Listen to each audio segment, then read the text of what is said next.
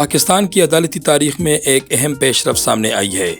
وفاقی آئینی عدالت نے پشاور ہائی کورٹ کے اس 5 رکنی لارجر بینچ کے فیصلے کو عارضی طور پر معطل کر دیا ہے، جس میں خیبر پختونخوا حکومت کو فوجداری نظام انصاف میں اصلاحات اور مختلف قوانین میں ترامیم کرنے کی ہدایت دی گئی تھی۔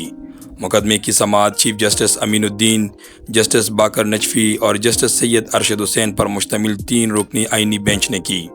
سماعت کے دوران خیبر پختونخوا کی نمائندگی ایڈوکیٹ جنرل شاہ فیصل عثمان خیل نے کی، جبکہ ان کے ہمراہ ایڈیشنل ایڈوکیٹ جنرل شاہ فیصل الیاس اور دیگر لا افسران بھی موجود تھے۔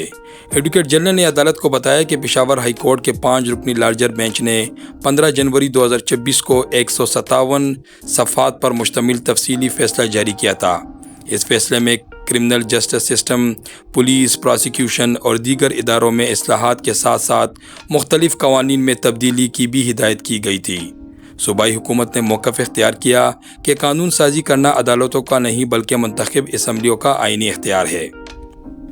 حکومت کے مطابق ہائی کورٹ نے ایسے معاملات پر بھی احکامات جاری کیے جن کی درخواست ریٹ پٹیشن میں کی ہی نہیں گئی تھی، اس لیے یہ فیصلہ آئینی حدود سے تجاوز کے مترادف ہے۔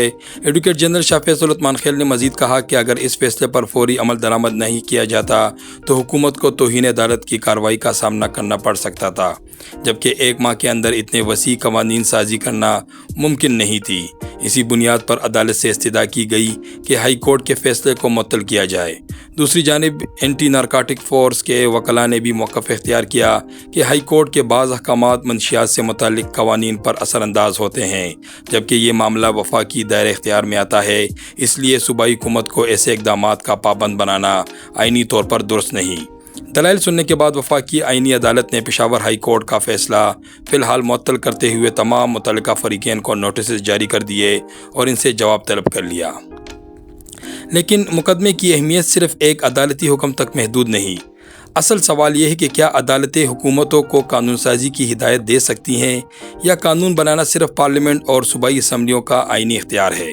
اگر وفاقی آئینی عدالت یہ قرار دیتی ہے کہ ہائی کورٹ نے اپنے اختیارات سے تجاوز کیا تو مستقبل میں ماتحت عدالتوں کے لیے بھی ایک اہم نظیر قائم ہوگی، لیکن اگر ہائی کورٹ کا موقف درست پایا گیا تو عوامی مفاد کے مقدمات میں عدالتوں کے اختیارات کی نئی حدود بھی متعین ہو سکتی ہے۔ اس مقدمے کا حتمی فیصلہ نہ صرف خیبر پختونخوا بلکہ پورے ملک کے عدالتی اور آئینی نظام پر اثر انداز ہو سکتا ہے۔ آپ کے خیال میں کیا عدالتیں عوامی مفاد میں حکومت کو قانون سازی کی ہدایت دے سکتی ہیں یا یہ اختیار صرف منتخب نمائندوں اور اسمبلیوں کے پاس ہونا چاہیے؟ اپنی رائے کمنٹ سیکشن میں ضرور دیجیے گا۔ اگر آپ کو ہماری یہ خبر اور تجزیہ پسند آیا ہو تو ویڈیو کو لائک کریں، چینل کو سبسکرائب کریں اور بیل آئیکن ضرور دبائیں